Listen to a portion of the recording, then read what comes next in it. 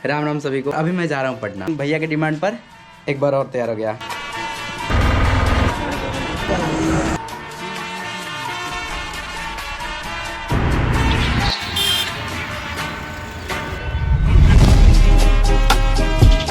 राधे राधे।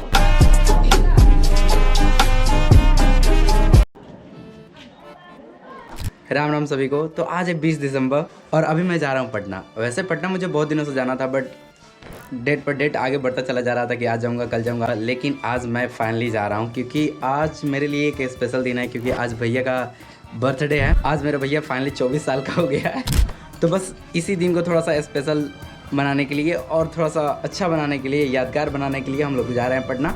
पटना हमें कुछ काम है, लेकिन स्पेशली जाना है इस्कॉन घूमने और थोड़ा हनुमान मंदिर घूमने। वैसे इस्कॉन तो कई बार जा चुका हूँ, बट पटना का हनुमान मंदिर इसलिए नहीं जा पाया क्योंकि जब कभी मैं इधर से जाता था तो कोई काम रहता था, या उधर से आता था तो थोड़ा जल्दी में रहता था। इस वजह से मैं आज तक वहाँ नहीं जा पाया, बट फाइनली आज जाऊँगा।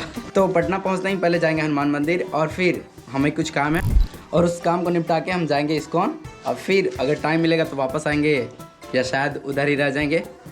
तो चलते हैं। तो आज का हमारा बर्थडे बॉय, तो केक कटेंगी, जरूर कटेगी। बस अब यहाँ है तो यहाँ पर, नहीं तो वहाँ पर पक्का। वैसे मैं तो ऑलरेडी तैयार हो गया था, लेकिन भैया की डिमांड पर एक बार और तैयार हो गया। तो सटफट फटाफट अपना बैग पैक करके झटपट से निकल जाते हैं माँ के आशीर्वाद के साथ। हाँ, तो हमारी ट्रेन आरा से पटना के लिए 11:30 बजे की है। तो हम सबसे पहले ऑटो पकड़ के निकल जाते हैं आरा के लिए। और मैं फर्स्ट टाइम भैया के साथ कहीं घूमने के लिए जा रहा हूँ। हाँ, आपने बिल्कुल सही सुना, काम की वजह से भैया के साथ तो मैं इधर उधर बहुत गया हूँ, लेकिन स्पेशली घूमने फर्स्ट टाइम ही जा रहा हूँ। तो हम आरा जंक्शन पहुंचकर सबसे पहले कटाए अपने टिकट और फिर इस ठंडे के मौसम में धूप के मजे लेते हुए हम करते हैं अपने ट्रेन आने का इंतजार।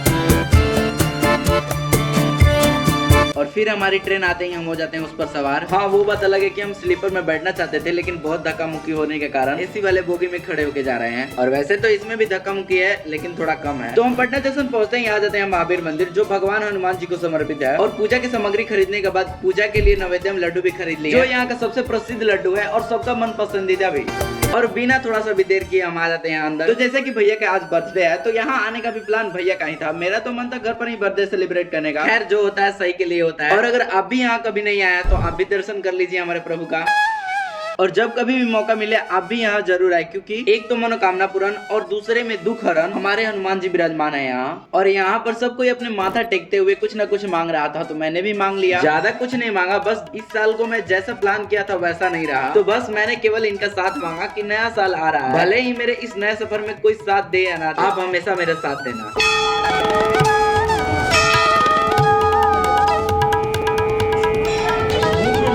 और आखिरकार यहाँ टाइम निकालकर हम आए हैं, तो हनुमान चालीसा का भी पाठ कर ही लिए। और अच्छे से हनुमान चालीसा का पाठ करने के बाद हम आ जाते हैं ऊपर, जहाँ हमारे मर्यादा पुरुषोत्तम राम लक्ष्मण के अलावा द्वारिकाधीश वासुदेव तथा सर्व शास्त्रमयी माँ दुर्गा के साथ साथ हमारे भोले भंडारी की भी प्रतिमाएं उपस्थित है। और यहाँ से सबका दर्शन करने के बाद हम आ जाते हैं थोड़ा और ऊपर, और पटना जंक्शन का ये व्यू सिर्फ यहीं से दिखेगा। तो अच्छे से सब कुछ घूमकर और सबका आशीर्वाद लेकर समय आ गया यहाँ से प्रस्थान करने की। तो हम निकल जाते हैं अपने आगे के कार्यक्रम को आगे बढ़ाने, लेकिन उससे भी पहले काम करना है। हाँ, प्रसाद जो खाना है, ये जो नैवेद्य लड्डू होता है, इसका जो स्वाद होता है ना, इसे भूलना थोड़ा मुश्किल होता है। तो प्रसाद खा के हम निकल जाते हैं गांधी मैदान की ओर, क्योंकि भैया को लेना है कुछ किताबें।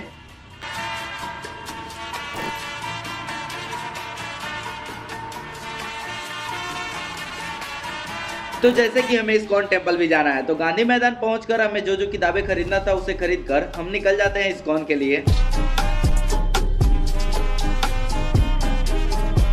और शाम होते होते फाइनली हम अपना काम निपटाकर यहाँ आ ही गए। और यहाँ जो कोई भी आता है उन सभी के जुबान पे एक ही नाम होता है, जय श्री कृष्ण। तो यहाँ आते ही ज्यादा देर किए बिना हम भी अपने कान्हा के लिए चढ़ावा लेकर चल देते हैं उनका दर्शन करने।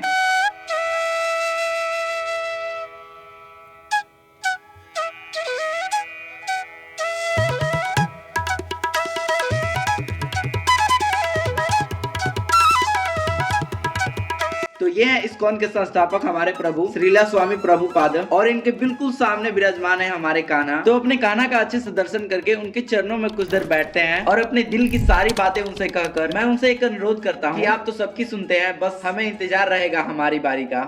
राधे राधे। और फिर हमने यहाँ से प्रस्थान कर लिया क्योंकि हमें घर भी तो जाना है। तो हम आ जाते हैं जंक्शन। वैसे हमारे आने का मन नहीं था, लेकिन हमारे पास कोई ऑप्शन है भी नहीं। तो जंक्शन पहुंचते ही फटाफट हम अपने टिकट्स लेकर पहुंच जाते हैं प्लेटफॉर्म पर, और यहाँ से ट्रेन पकड़कर हम पहुंच जाते हैं आरा, और वहाँ से ऑटो पकड़ कर हम निकल जाते हैं घर के लिए। और हाँ, आज का दिन बहुत ही अच्छा रहा। वैसे हम लोगों को आने में तो बहुत देर हो गई, तो हम लोगों को आने से पहले रिशु ने ऑलरेडी केक ला दिया था, और मैं थोड़ा काम में बिजी क्या हो गया, ये मेरे गैर मौजूदगी में केक काट लिया। तो यही मैं भैया से बहुत ही प्यार से पूछ रहा हूँ कि आखिर उसने ऐसा किया क्यों। खैर भैया ने तो ये सब मुझे नहीं बताया, लेकिन मैं आपको एक बात बता दूं, भैया को ये सब पसंद है ही नहीं, केक काटना, मुंह पे लगाना, लेकिन मुझे बहुत ही पसंद है। मैं केक की बात कर रहा हूँ। तो फिर क्या, मैं अपने हिस्से का केक का आनंद उठाता हूँ।